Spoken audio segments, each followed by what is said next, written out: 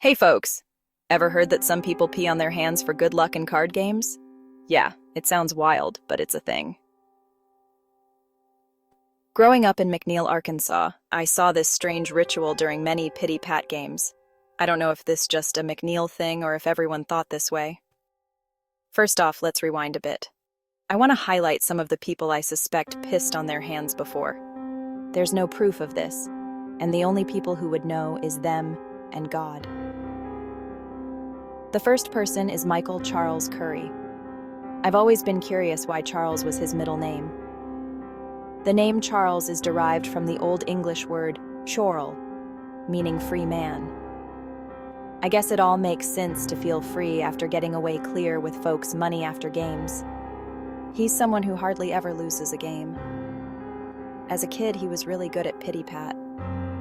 I'm not sure where he picked up that skill or if it all came from using the Golden Shower's hand wash.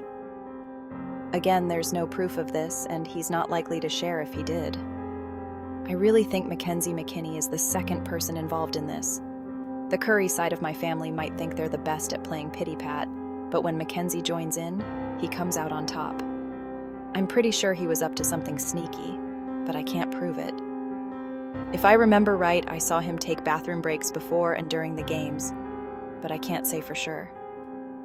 One thing's for certain about Mackenzie: if he took part in this little ritual, he'll definitely take that secret to his grave. The third one is Kevin Harper. This guy will knock the socks off you in pity-pat.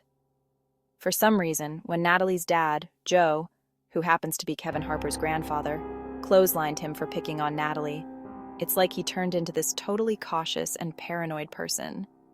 He felt like everyone was out to get him since he didn't see that clothesline coming from Joe. Kevin made a promise to himself never to get caught slipping again. Let me share a bit about Joe. He was like the neighborhood dad who wouldn't hesitate to discipline you within minutes of meeting you, if you got out of line or did something you wasn't supposed to. Joe didn't play around. I've had my fair share of spankings from him, and I still can't figure out what I did wrong. There's this well-known story about how he gave a kid named Roman Trey Curry a serious whooping. People say Joe took a belt to Roman Trey, and when he did, Roman Trey's head hit the ceiling. Folks have even measured that jump he made from a standstill and claimed it was unreal. But in closing, we could really use more people like Joe in our neighborhoods to help keep the kids on the right path. The next person I suspect is my cousin Fred Curry. Till this day, no one knows how Fred really is, being that he looked old and young at the same time.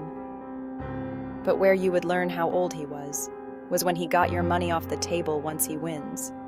Quiet, but smart and strategic, would have your ass eating soup out of a can from losing all your money. I think Fred got a piss bucket strictly for gambling. I would argue with God if he told me he didn't. I'm going to end it here for now, but you wouldn't want to miss part 2.